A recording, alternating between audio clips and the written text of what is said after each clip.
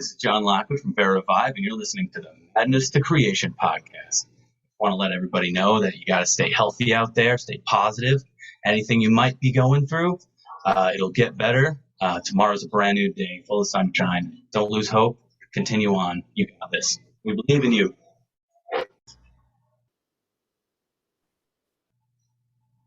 Welcome to the Madness to Creation podcast, where self-care and music merge. This is Maddie. How are you? Here I have with me is John and James of the band Vera Revive. How you doing, guys? Doing wonderful. How are you? Great. I'm doing amazing. Literally just got off work just now, and I work at a wellness center part-time over the summer. And amazing. So I got a little bit of a workout in. Do you guys do any like workout regimens while you guys are on the road? We try to, as best as we can. Yeah, Nice. finding the time, spare moment to do some of those leg crunches, Oh, definitely. And are those going to be kind of hard to get back into now that COVID's over, now that you guys are playing shows again? Yeah, I'm trying to still hit the gym here. I try to at least, but I think once, we get back on the road and everything, it should be easier in a way because, we'll have time to do it. I think we'll have a lot of time to do it since we won't be doing our normal day job stuff, Yeah. You know what I mean? So it'll be kind of easier to take that up. Yeah, tell me what you guys do for your day jobs when you're not playing music. Yeah, I'm a document service assistant at a law firm. It's very exciting. I pretty much just send out affidavits all day long. Oh, boy. Yeah. Yeah. For real. Sounds like it. I currently work at a hotel, well, not that too far away from where I'm staying, where I'm living. So I basically clean some rooms. I take care of people at the front desk, and top quality customer service. There you go. And speaking of customer service, naturally, bands are about increasing their fan base and stuff like that, and using social media and all that. And one thing I find challenging is managing the social media. And what do you find most rewarding and challenging about managing, whether it's Instagram, TikTok, or anything like that? And what one do you use the most? I think we're definitely Instagram junkies, or at least I am. It's definitely where we communicate with our fans and everybody the most. That's just how it happened to be. I don't even consider it a challenge because pretty much I'm addicted to my phone, so I'm on my phone 24/7. But yeah, no, it's nice, especially talking with fans because you never know who might hit you up, and it's a 24/7 job, but it's a lot of fun. Absolutely. And how about for you, John? I primarily use Facebook. I do like Instagram. I'm on it a little bit here and there. I definitely need to be on Instagram a little bit more, but I definitely like Facebook. It's just cozy for me. It's where I am, but I guess expanding is pretty important, so I got to get on that. But I also like to engage with like comments on like the YouTube or like YouTube videos and stuff like that too. I think it's always fun to reach out when people reach out through there. It's always nice to see that as well. So anyway, all ends of the spectrum you're getting reached out to, which is always cool to see. We're slow to TikTok, but we'll eventually get there.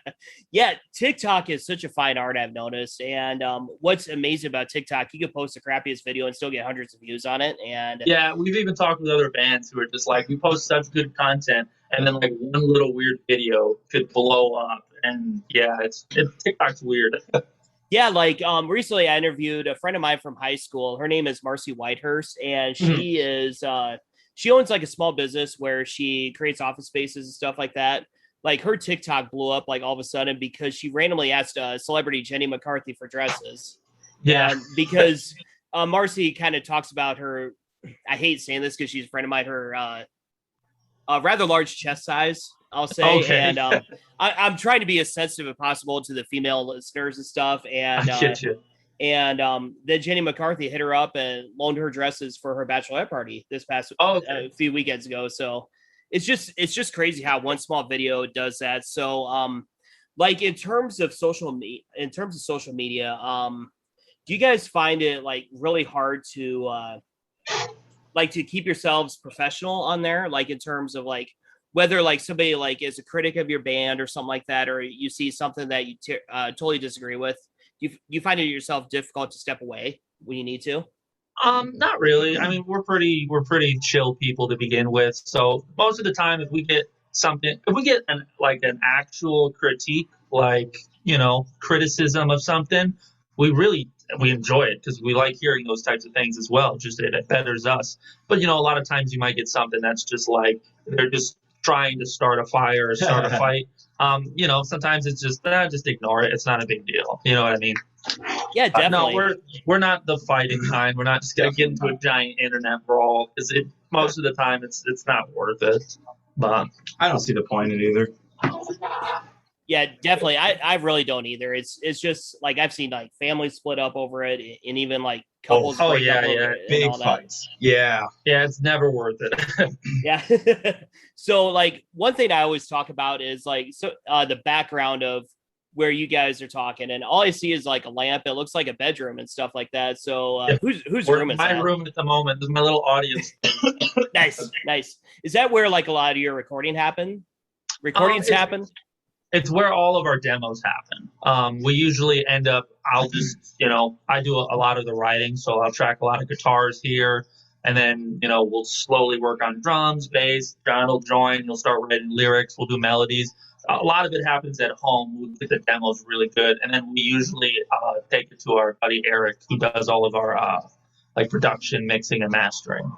Yeah, definitely. And to kind of get into like the single Faint, which features Kingdom of Giants on there, and I love the song, by the way. And Thank you. You guys are just a kick-ass band, by the way. And, I figure if you guys are working with Becky and PR, she always strikes gold, and she struck gold with you guys. So my question is in terms of your lyrics, what is like your mindset when you go into the studio when you write a song? Like it comes to writing lyrics.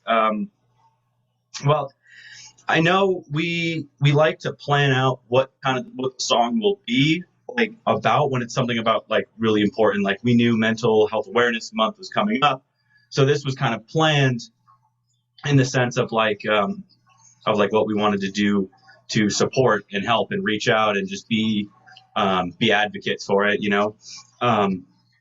So knowing that, we started with the song. He started with the song, and then kind of fell into my hands. And we always start with instrumentals, and then it ends up vocals.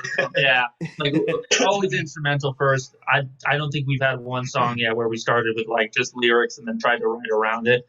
We always start with guitars and then build from there, and then lyrics and melodies come last. Exactly. For me, then I like it that way because I can feel the music, or I feel it kind of puts me in the mindset where I need to be in order to start thinking about, things I can branch off and write about, which is super nice. I always like it because I can just put myself in a place every single time, and it always works out pretty well, I think, so far. But yeah, in terms of Faint, right, in that, I took some time to think about, like, what people genuinely can go through or what they're struggling with, problems that,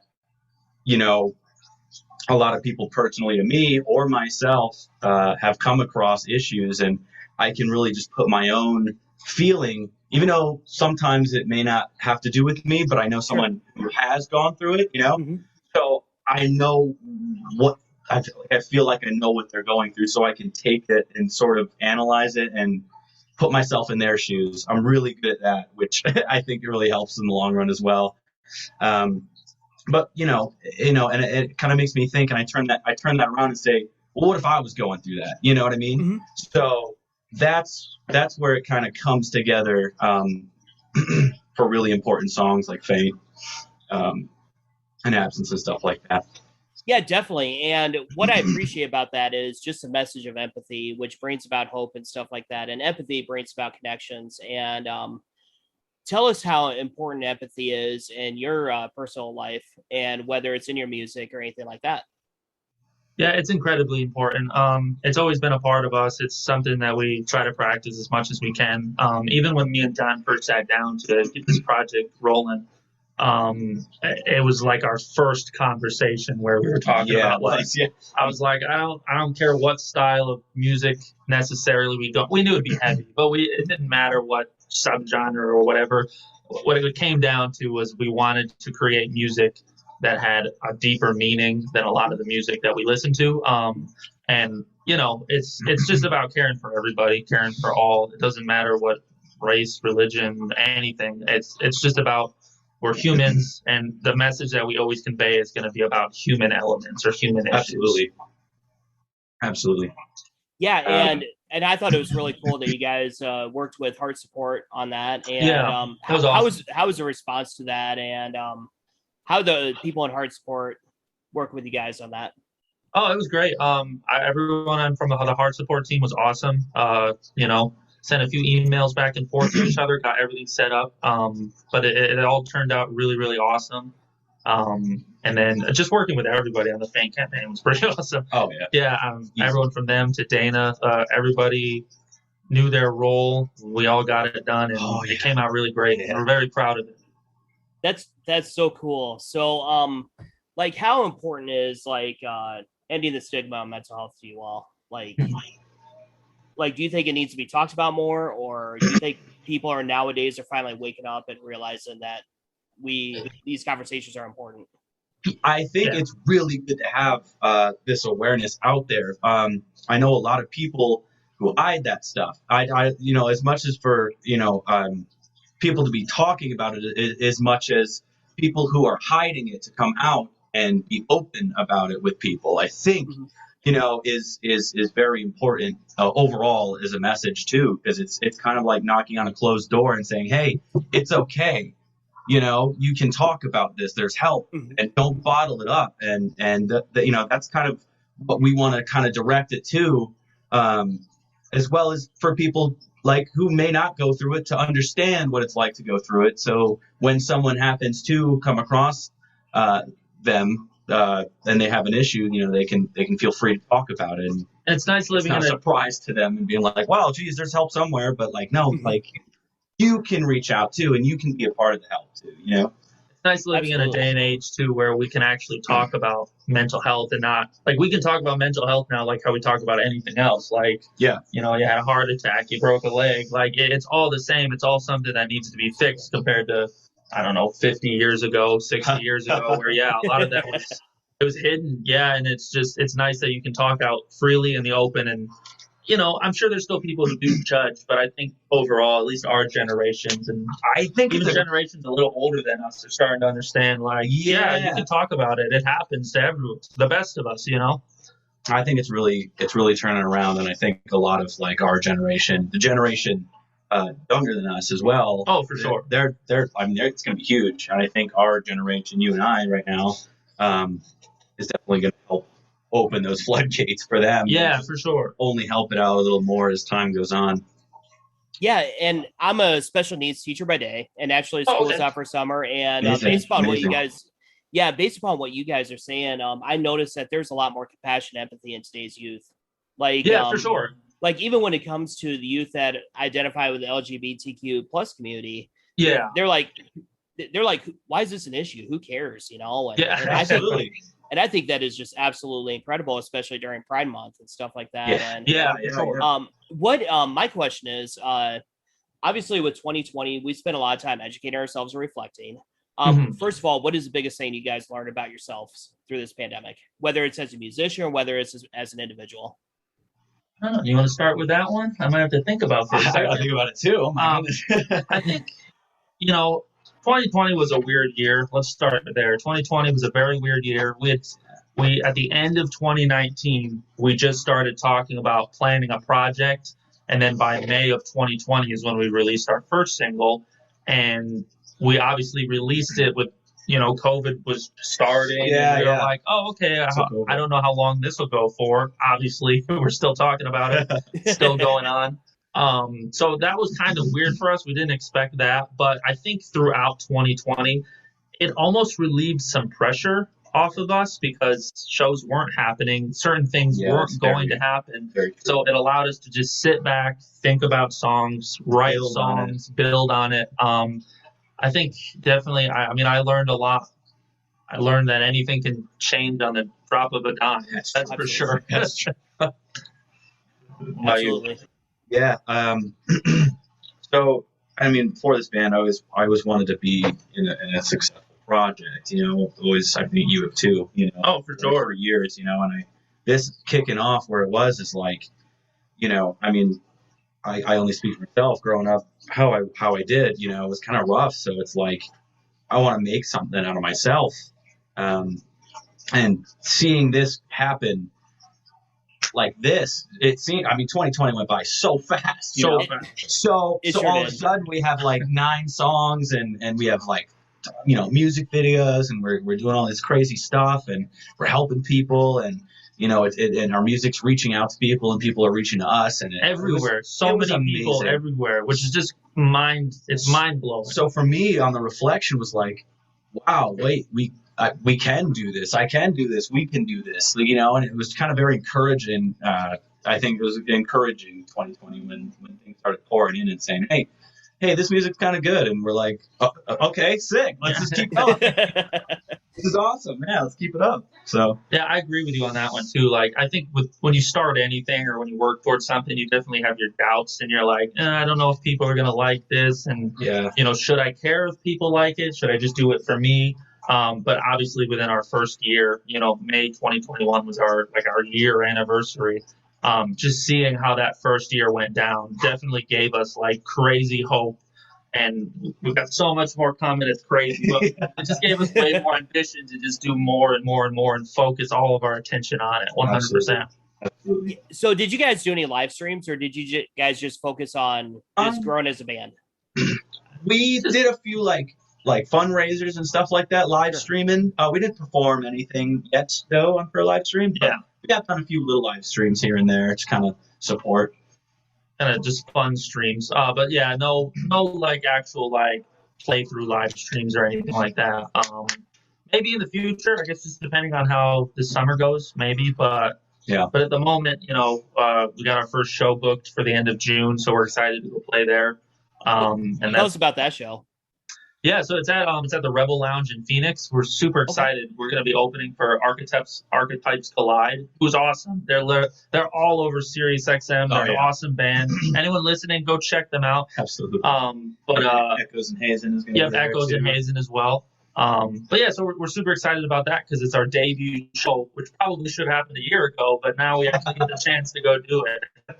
So it's pretty mind-boggling. You guys haven't even had a gig yet, and yet you have like videos that have like anywhere from 30 to 75,000 streams on there. And I meant 30,000, not just 30. But no, it's mind-blowing. Yeah. So how do you attribute to that success, or what do you attribute that success to? I'll answer that question correctly. I guess maybe just 2 things. One, once again, when we were starting this project, one of my biggest, bands, like I said, they do anything they want. I admire all forms of art, but at least for the project that I wanted to get going, I wanted to make sure that everything was done honestly, whether we were talking about something, whatever the topic was. I wanted it all to be incredibly honest, because I listen to lots of things that I'm like, you're not being honest. I don't feel it. You know what I mean? So I think that was a big contribution to people actually understanding and feeling and helping us grow. I think it was one thing, a funny story. One thing that we were writing What It Means to Forgive. Mm-hmm. I was still back. We're both from New York, by the way. Yeah, we're both from New York. And you guys are relocated to Phoenix? Yeah. I moved out here in May of 2018. Okay. And then I did a little stuff with music, but nothing very serious. And then I don't know, it was like October of 2019. I was like, okay, I got to do something serious. And I called up John, was like, you got to come down here. You're the only voice I want on this band, on the project. Get out of here. And then, yeah, he moved out here, and we've been going. Yeah, so we were doing, so you were here, I was back home. Yep. It was in the middle of winter, it's cold. I'm writing the lyrics, What It Means to Forgive. And there was one little detail or hint he gave me. And he goes, great, those patch lyrics are really good. And he goes, there's only just now write them like how you were writing someone a text message, like you're talking to someone about it. And I was like, okay, yeah. And I was like, okay. And he's like, yeah. What he meant by it was like, it's more honest if you're talking, like if you had these issues, you're talking to me about it through text. What would you say? how would you say it? And I said, oh, and something clicked. And then the rest is history. It worked out it was great. like the honesty was there. And I was, oh, okay. So it kind of brought that out of me. And then I understood exactly where it's coming from. So that all of our songs have been like that ever since. And if I'm ever in a bind, I'm always like, how would I say this in a text message, And then it could completely change how the song comes out, which is awesome. So yeah, it's kind of one of those things like how I was saying in text messages. Sometimes things get lost in translation and people might take something completely out of context. Do you feel like you do that with? Do you feel like you do that with your lyrics too? Like, is that kind of a challenge for you, or? How do you mean? It was one of those questions that sounded better in my head than I actually asked, but like, okay. it's kind of one of those things like people misconstruing your lyrics or something. Yeah, misconstruing your lyrics or like it comes out completely different, you know what I mean, than what you initially intended. Oh, like has it happened? Yeah. Actually, once. I think there's a story once that happened. Sort of. I actually had a fan message us once, and he was a little confused on, I think it was Grief. Grief is a very deep story or a deep lyrics song for me personally, but so that was a straight up me feeling, and I think me after writing it, this individual was really confused and kind of reached out, and I actually explained it to him because he was very confused on like the message of it, and once I talked to him for a little while, and eventually the way I explained it to him, he goes, oh, I feel very encouraged now rather than how I felt before. And I was like, oh, okay, great. I was like, good. I was like, this was the intention the whole time. Like there was no ill will at all ever, and there never will be. So I'm glad I was able to help him understand, I guess, or guide him into where I was coming from in that type of the wording. So yeah, I think that was the only story though. I don't think anything else has ever came up and been like, what does this mean? I think it's pretty usually straightforward.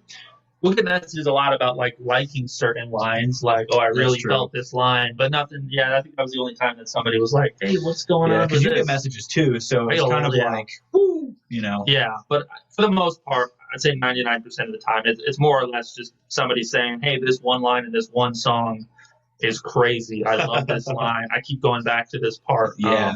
But yeah, thankfully not a whole lot of misconstrued lyrics. Definitely. And James, I want you to think about John, like your favorite lyrics that John has written. What's like a lyric that stands out to you the most out of the songs that you have? It could be any song.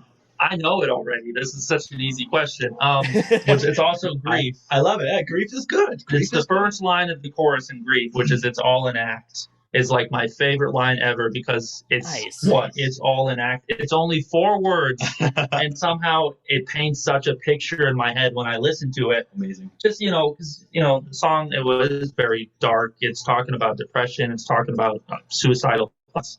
Wow. But just talking about those times where maybe you don't want to deal with somebody. Maybe you just want to go to your room and be alone, but you still have to sort of put on an act because you don't want to upset anybody else. But yeah, so it was just, it's all an act. Those words always hit me. Yeah, it's my favorite line.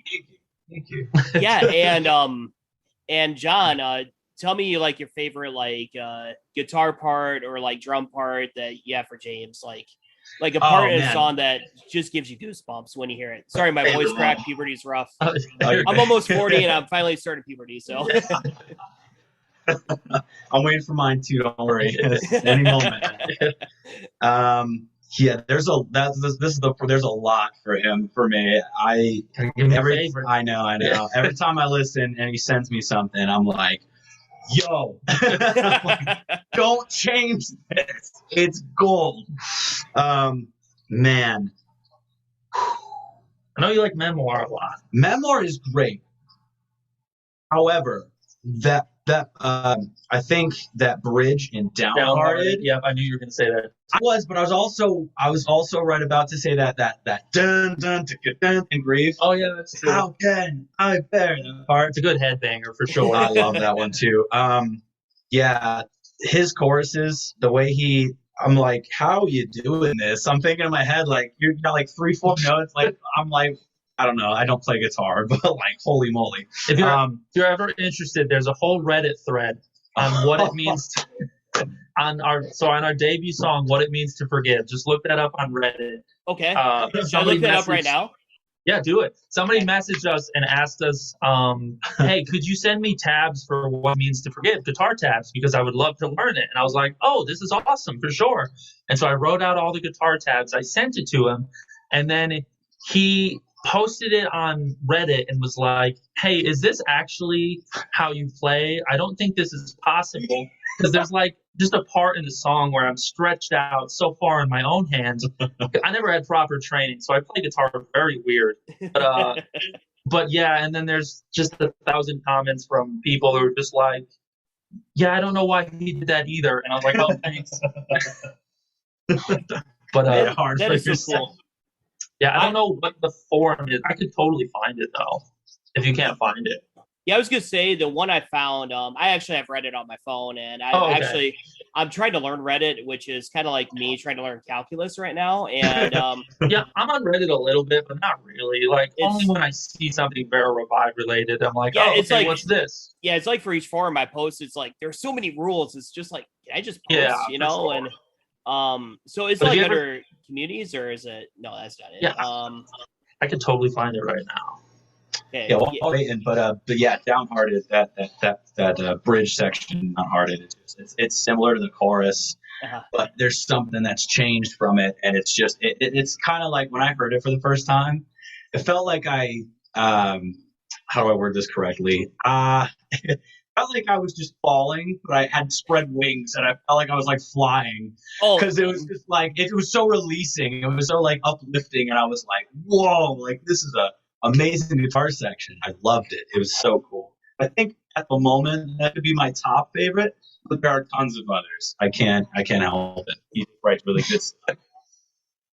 Yeah. I kind of I envision like the Vera Revive show, like kind of like the floating, as you said, but along with like some grooving, a little bit of moshing, stuff like that. We have an emotional side for sure, but yeah, we try to play that dynamic where sometimes we like the emotional things, and then sometimes we're like, hey, what if we just make this, turn it, and go really heavy real fast? So yeah, hopefully that debut show it'll be fun no matter what, but we're definitely trying to make it as intense as we possibly can. It's gonna be fun. I think you guys should have something innovative for your show. Have the audience have like just one massive hug fest where everybody hugs. Massive hug. Just start off. Get in a circle. Start hugging. Yeah, get in a circle. I need everybody to start hugging. It may not like COVID, but we'll get to the hug thing eventually. Yeah. What I mean, if you're vaccinated, hug. If not, that's true. Yeah, if you're not vaccinated, hug yourself. Stay 6 feet apart. If not, keep hugging. Keep hugging. Keep that hug train. Get people running in circles, hugging. So did you find any hugging? A hug pit, like a wall of death, and then everyone runs and hugs the person in front of them. all a hug war. Yeah, we had somebody call us a cry core once. Oh my god! Yeah, cry somebody core? was just really? Yeah, they're just like, I love this, or they were like, oh, what are you guys, cry core? And I think I replied, and I was like, yeah, we are, yeah. But I've heard of crab core, but I've never heard of cry core. Not to be confused with cry core. You heard it first. Vera Revive, the new genre, cry core. Cry core. Yep. Heavy and sad. So cool. Get in it. That is just rad. So, did you find any of the Reddit comments on there or anything? Oh, I'm gonna find it right now. Here, talk about something. I gotta find this. Yeah. Man. I was gonna ask you. Like, I noticed your Vans shirt. Did you ever go to Warped Tour? I have a. Boy, do you? You have a story? Have I ever been to Warped Tour? Yeah. I have a sad story. Tell me about your sad story. So, as long as I've been a rocker, which is like my whole life, I've yet to be, or at the moment, at the time, I had yet to be or attend any actual like concerts or fests in real life. What? Yeah, everything Like- always came up in my life. I couldn't go. I didn't have a ride. Okay. I didn't have money. I had to work, and I didn't want to get fired. So on and so forth. So for years, I always tried to like find a way to get somewhere.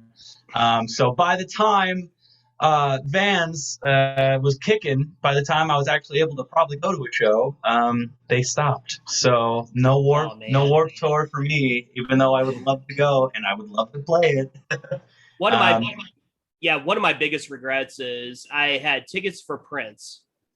Oh wow. $25 for tickets because Oh. he sold them like it was later on in his life. He sold them relatively cheap because he wanted to make them affordable for people to that's go. cool. And I sold them because I had to work at Walmart. I worked a night shift at Walmart. That was awful. I Yeah. feel you, man. I feel you.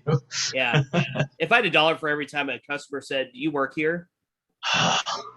No, I got the vest. Yeah. I don't know. Let's go find someone. Come on. Exactly. I found this, by the way. Okay. It's in the guitar lessons Reddit forum, so r/guitar lessons. Okay. And it starts off with them. The question is, can people really stretch their fingers 4 frets?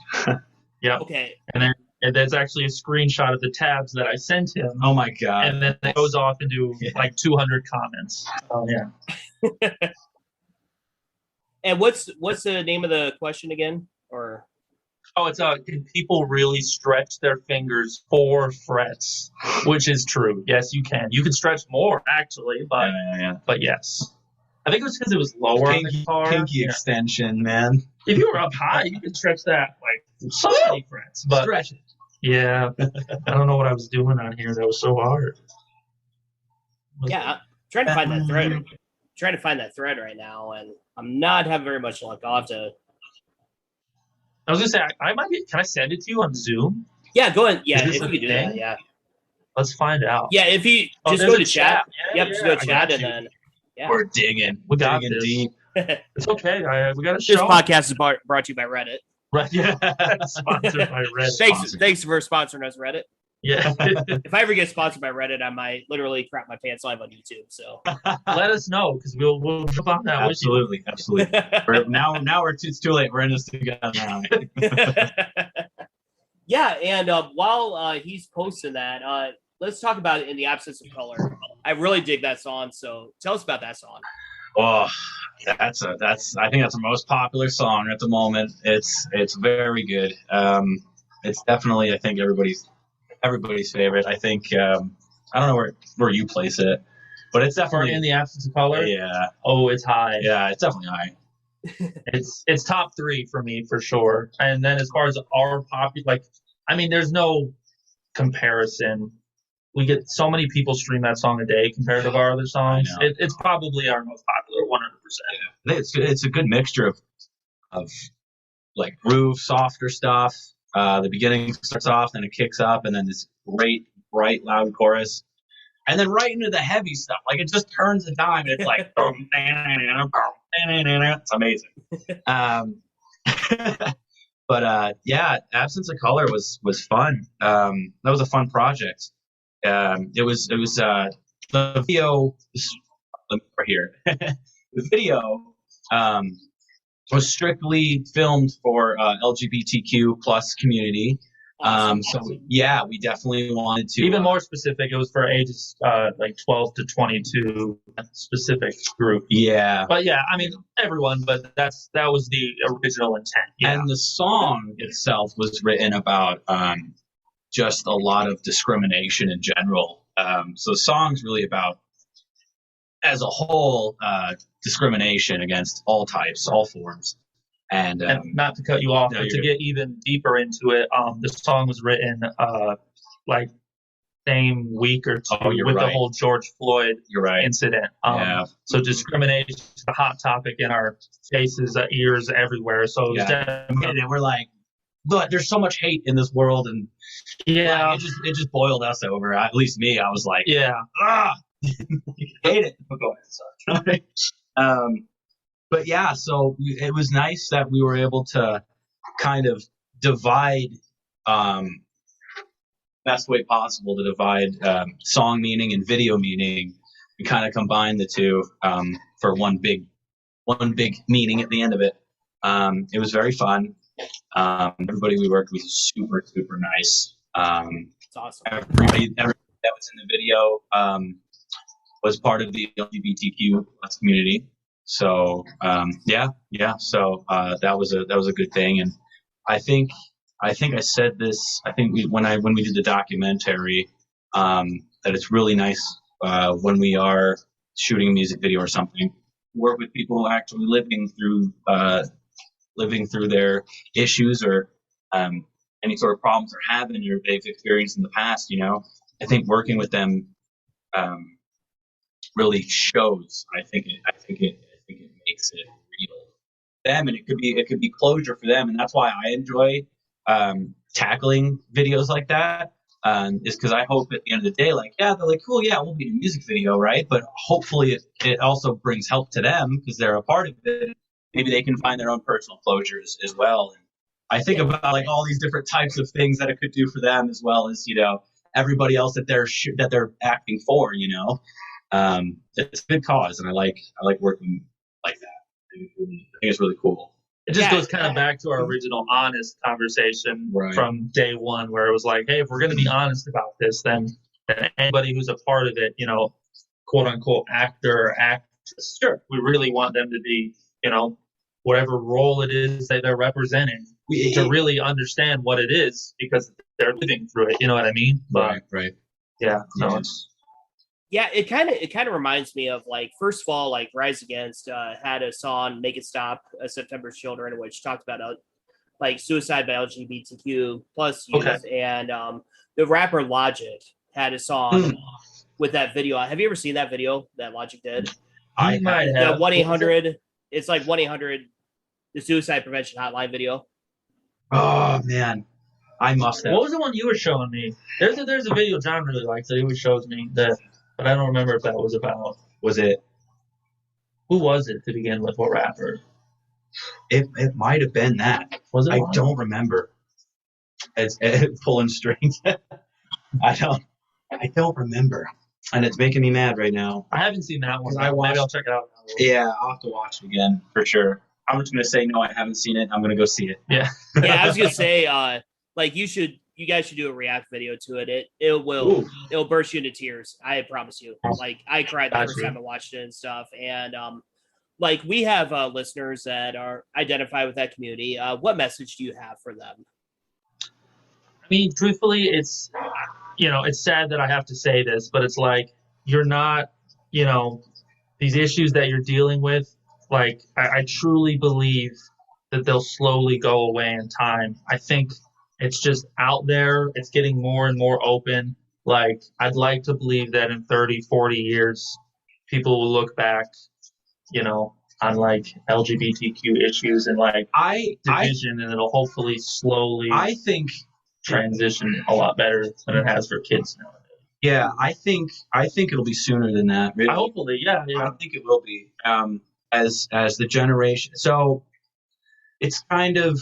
I just think a lot of people are thinking old ways, so then they don't change. And I think it's just causing a lot of issues, button heads, with generations and stuff.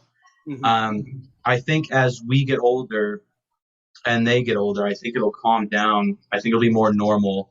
It'll be a more normal society. I don't know. I don't want to come off weird like that, but sure. Yeah, I'm saying it'll be more accepted then. Yeah. I think that's the correct way. I think as time goes on, it'll be more accepted, and I think the people with anger or any issues will kind of just slowly just get used to it. Our problems are still here as a society for sure, but if I look back in the past 100 years, it was crazy different 100 years ago. Absolutely. And I hope, if we're moving in the correct direction, which I definitely think we are, hopefully 100 years from now, people look back today and be like, geez, I'm glad I didn't have to live through all that. It's weird. It's like the right to expression, It's like the right to be yourself, and people got to fight for it, and it's sad that has to happen. I think that's the saddest part, too, is it's just hey, this is just me. Yeah. Why are you fighting me about this? Yeah. But yeah, it was definitely one that we wanted to talk about, and we just needed to start an open conversation with people. Definitely. I'm not gonna lie, there were people who they didn't like it. All the singles that we released beforehand, were just kind of heavy songs that they enjoyed.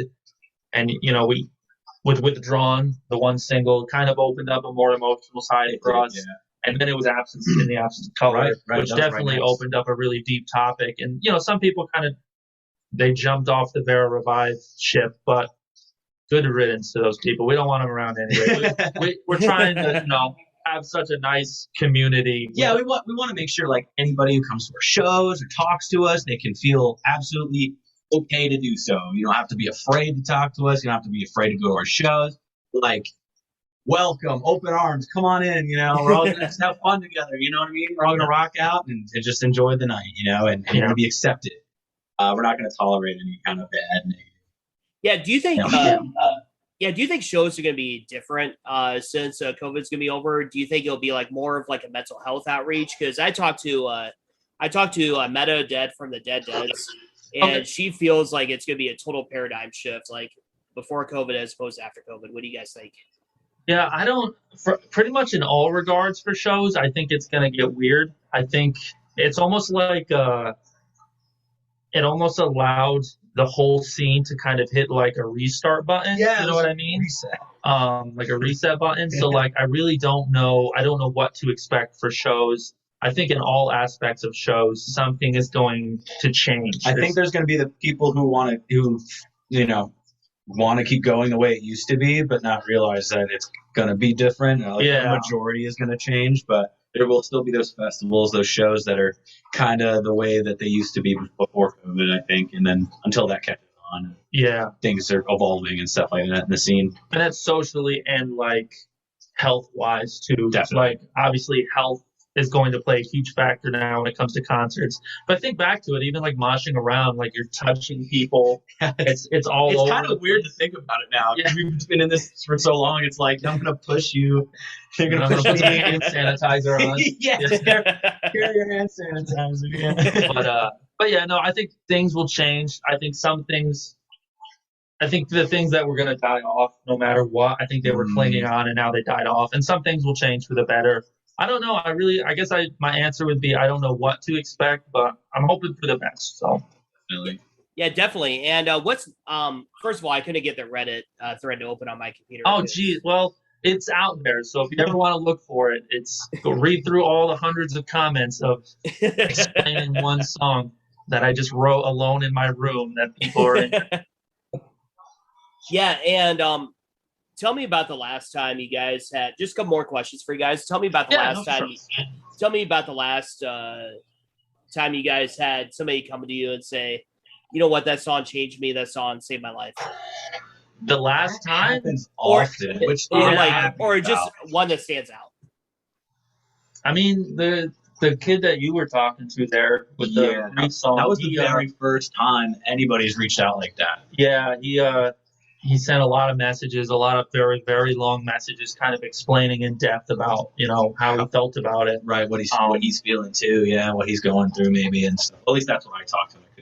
Yeah, and we've gotten so many like messages and comments in the past where it could be something so simple, but it's like, wow, I can't believe that really hit you like that because I remember being hit like that when I was a kid. You know what I mean? Definitely. Just something. But the fact that we're giving that treasure to people is really cool. That happens a lot. Like I wish I could say like, this is the last time it happened, but it was probably like yesterday. I would have to look. Like it does happen pretty frequently. Yeah, which is kind of amazing. It's crazy. I think one that I can. It's right in the. I think it's the latest Absence. We can probably check that. I'll pull it up real fast. Just a comment on Absence. Yeah, I think it was a comment on Absence. 1 second. We'll find it. I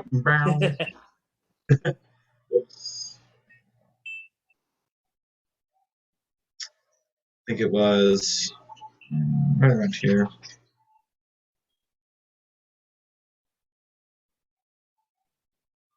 Oh, yeah. Hey, there you go. Thank you, Billions, for this song. I was worried that a majority of my friends and I had nowhere to turn, but this song gave us hope. Who's that? Zoe Smith. Zoe Smith, if you're listening to this, thank you. Yeah, absolutely. And I mean, it just goes on. There's personal messages. There's other comments from other platforms and stuff like that. Like, it just goes on, and it's so nice to see that even if say, Vera doesn't last long or anything like that. We're hoping it's going to last long. Don't worry. Things happen. By chance, it doesn't.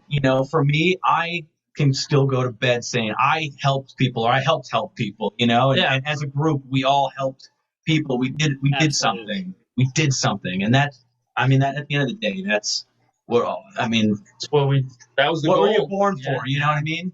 Could have saved a life. And that's awesome for me. I can go away happy.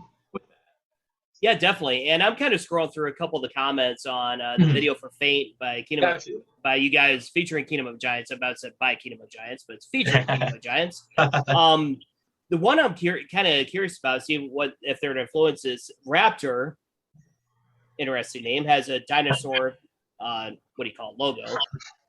His name is Raptor, or her name is Raptor. Beginning reminded me of Breaking Benjamin. I gotta say that was damn good. Oh yeah. So we got a few Breaking Benjamin play influence in your music. Yes. I grew up on Breaking Benjamin. We both. My dad and I used to jam out to that in the car every time I go see him for the weekend.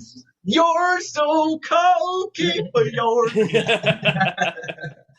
I'm like, because of all those comments, I've gone back and just started listening to Breaking Benjamin again because I was like, man, this is so good. Yeah, and then after that comment came up, I've listened to Breaking Benjamin. We hear it. I'm like, oh, there it is. It's there. I think it's the Diary of Jane that people hear with Faint, because it has that nice little kind of dissonant intro. You know what I mean? Yeah. And then it goes off into those drums, which is kind of like this, but I think. We got that one. We got 3 Days Grace, which I don't know which one they were referring to, but I listened to a little bit of 3 Days Grace growing up too. So I'm sure it was tucked away somewhere deep in my brain, just waiting to be influenced in my music. And just each one of you, tell me your favorite Breaking Benjamin, favorite 3 Days Grace song. I'll start first. I got. Do you have a favorite 3 Days Grace song? I don't know if I have a favorite 3 Days. Let's hear yours real quick. Yeah. Okay. Breath by Breaking Benjamin. Take the breath right out of me. I'm not even going to try to sing that because I can't carry tuna in a bucket. Do it. Try it. You can do it. No, I can't. Maybe I will at the end. Chalk Outline by 3 Days Grace is my favorite by them. I'm trying to think. I always loved World So Cold by 3 Days Grace, and I hope I'm saying that name right because I haven't listened to that song. Yeah, that's actually the song title. Yep.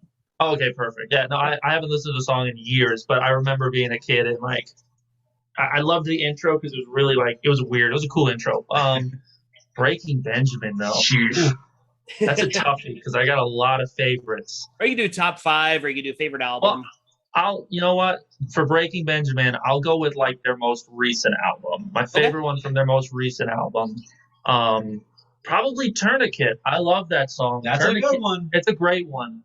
Overall, though, I'm probably maybe let's say Red Cold River. That's a good one too. There's way too many. I have 20 favorite songs by them. I think my favorite Breaking Benjamin song is it's Dance with the Devil. Off that Phobia. I think that whole Phobia album, front to back, Dance with the Devil is just solid, dude. I think it's Dance with the Devil. What's the one where the drums say goodnight? Yeah, say good. Yeah. Say good. Everything in that song is it just works out so well. Until the End is a great song. Until the End is a good one. There's way too many. Pretty much every song they've ever released, I'm oh, it's a great one. It's my favorite.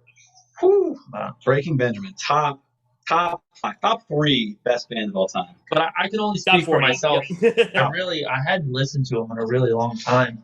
These comments kind of brought it back out at me. I was like, oh man, I haven't listened to these guys in a couple of years. I've definitely taken a break. I grew up on it, so I didn't have any other form of music to listen to. And I had this little. I think my dad got it for me for my birthday one year. This little tiny.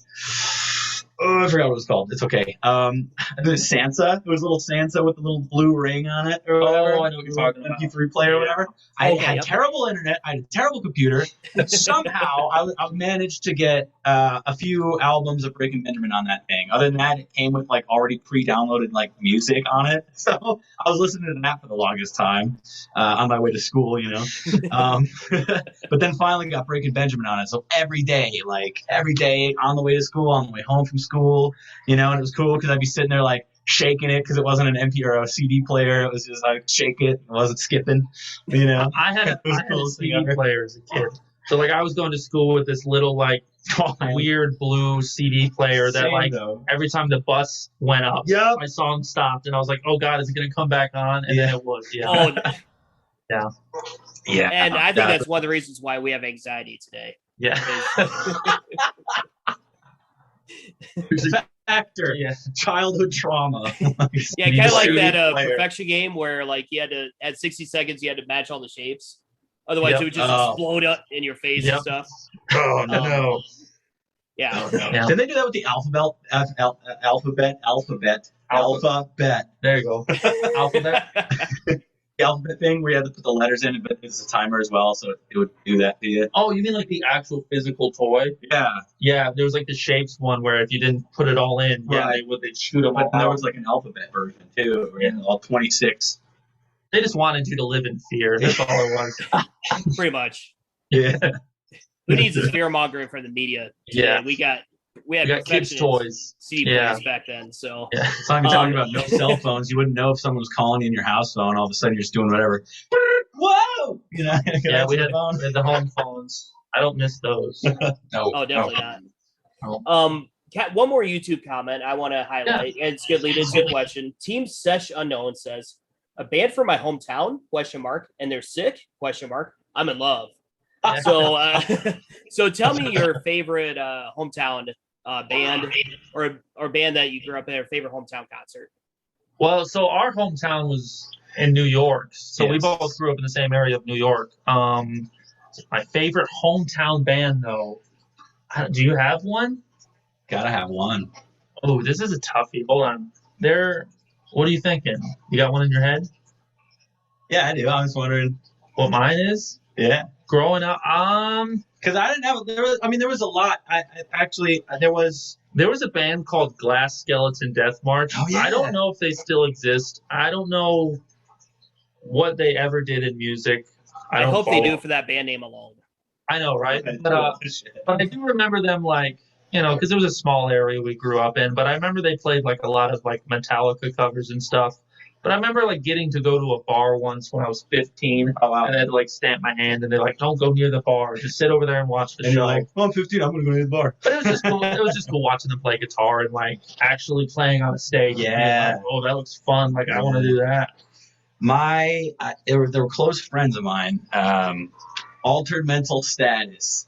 I remember those guys. Altered Mental Status. That was the first band, and they changed it. I think it was that for a long time. Oh, okay. They had like a song like Shadow Throne. There's a few other. And then there's Burden of Atlas. They changed their name from Altered Mental Status to Burden of Atlas. I remember that. Yeah. And I think they still have one really sick song on YouTube. I think it was called "The Moon Is Haunted" by. Burden of Atlas. That's what it was. Was it a cover song or was that? No, it's an original song. It's like I think it's like a 6-7 minute song.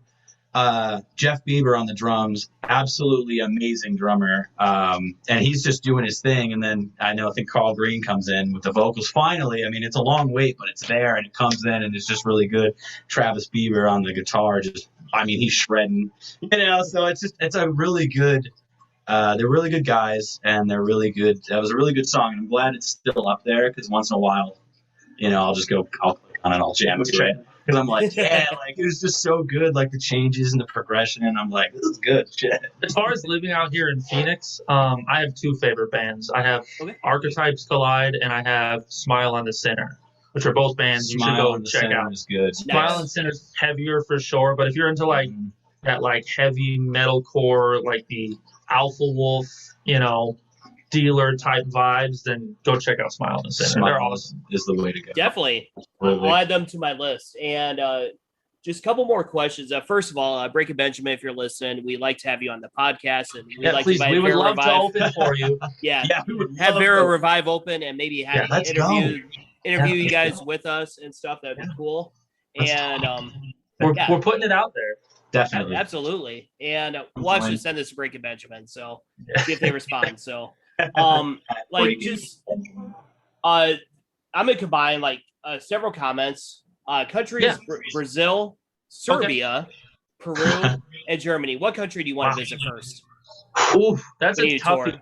But I think it's an easy answer, though, Probably. based on how many people have messaged us and said, please let us know when you come to Germany. Mhm. Please, Germany please is let us know when you huge. come to Germany. Yeah. They were like, Yeah. we'll drive however long we want to go see Vera Revive. So And they I are think, serious about music over there. oh, they are so We were just serious. talking about that earlier today. Yeah. We were like, Germany's like awesome. Yeah, they're not only serious about music, they're very serious about their heavy music. Yeah. Like Yeah. Yep. it's heavy music and beer for days All day. out there. All And day. They also have Whacken Fest. Yep. Let's go. Yep. Yeah, I know, right? This summer. And they have Oktoberfest too. That's true. Yeah, Oh, they have a lot. And Grass Pop. Yep. They go wild. Forget it. So probably Germany. Yeah. We got a lot of people we got to go visit. We Nice. do. And besides the show in Phoenix, what's next for Vera Revive? Like rest of summer, rest of the year, what does it look like? I don't know yet, to be honest, and that's me being actual honest. We have like a billion ideas floating around. Mm-hmm. We might end up doing maybe some more playthroughs. Maybe I'm gonna say it, even though I don't know if we want to say it. That's okay. We might do a stripped version of something later down the road this year. that's true. We might do And that. that's going to be one of our songs. It's going to be really cool. I'm not going to tell you which one. Just Yeah. a surprise. Fair enough. Fair enough. But it's definitely You get half the info. I'm excited for that one. Yeah, Stripped version. that'll definitely happen. I just once again we kind of we come up with too many ideas and then we have to like kind of just pick a direction on one at a time. Definitely. But yeah, probably recording more music, probably trying to doing some cool new videos, whether it's new music videos, more content. And then of course trying to get shows along the way. Just I have depending another on one how towards that the end of goes. the year as well. Maybe a few more. Hopefully, yeah. Not announced yet or planned yet, but probably going to happen again. Yeah. So That would be so cool. And James and John, it was so much fun having you guys on for Madness Creation was Podcast. wonderful. Yeah, I'm glad you guys enjoyed it, and I definitely enjoyed it as well. And you guys are welcome to come back anytime you want to. So Thank you. thank you very much We had a blast. for having us. awesome. I'm glad you had a good time.